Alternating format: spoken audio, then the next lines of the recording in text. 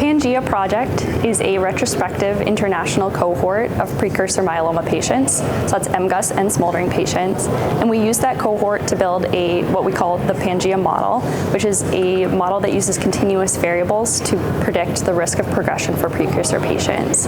There's 5 key points that we like to touch on when we talk about the Pangea model and its improvement on current risk stratification criteria. The first is that it uses novel variables. So when we look at the Pangea model, we're comparing it to current gold standards for risk prediction in precursor patients. And right now in Smoldering, that's the 22/20 model. The 22/20 model uses bone marrow plasma cell percentage, serum free light chain, and M-spike to predict a patient's risk of progression. We also use the 2014 IMWG MGUS criteria, which uses similar biomarkers to separate low risk and high risk MGUS patients. So when we're looking at MGUS and Smoldering patients in the Pangea model, that's what we're referencing. The Pangea model is a multivariate Cox analysis, and it uses additional variables on top of those used in 22/20. So not only do we have bone marrow plasma cell percentage, serum free light chain, and M-spike, but we're also using creatinine and age, and then we're using the trajectory models of change in creatinine, change in serum free light chain, and change in hemoglobin to better predict patients' risk of progression. The other thing that the 22/20 model uses is discrete variables, so looking at a set of variables at one time point. When we built the Pangea cohort, we looked at patients' variables longitudinally over time as continuous variables. So rather than just looking at them at individual time points, we looked at their change over time. So when we talk about those variables I just mentioned, we're looking at them serially and their evolution over time to better predict patients' risk of progression. So the way that we compare our model to current gold standards is using a C-statistic, and a C-statistic in statistical modeling is basically a way for you to say, is this model outperforming another one?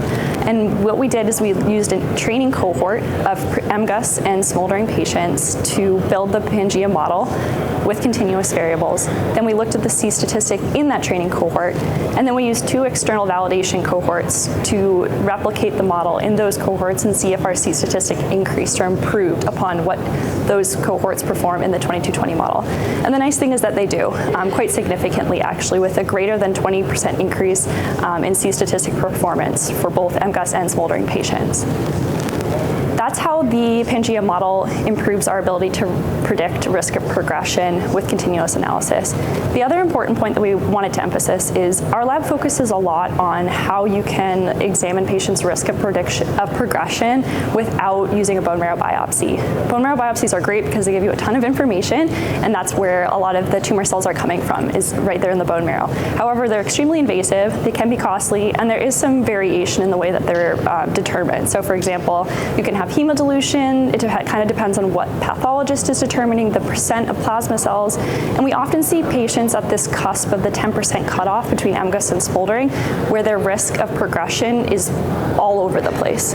So by eliminating the need for a bone marrow biopsy in our models, we don't need to rely on this factor that has quite a deal of variation in it. So because of this, we developed 2 separate algorithms within the Pangea model, one that relies entirely without bone marrow biopsies and one that does, because a lot of patients will still get them done anyway. So we wanted to make sure that there was the ability for both patients and clinicians to decide which avenue they wanted to take when using the Pangea model.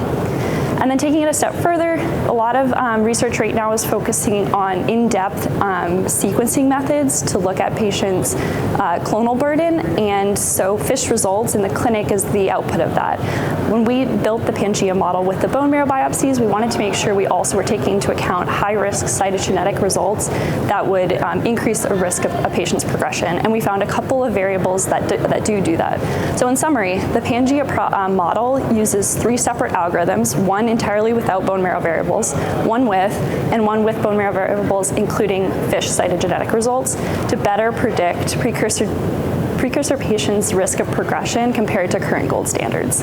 Another reason why we're excited about the Pangea model is that it can be used for individual patients. A lot of current risk criteria stratify patients into risk groups, but the Pangea model can be used for an individual patient who's coming into clinic and then used over time for that same patient to see how their disease evolves over time.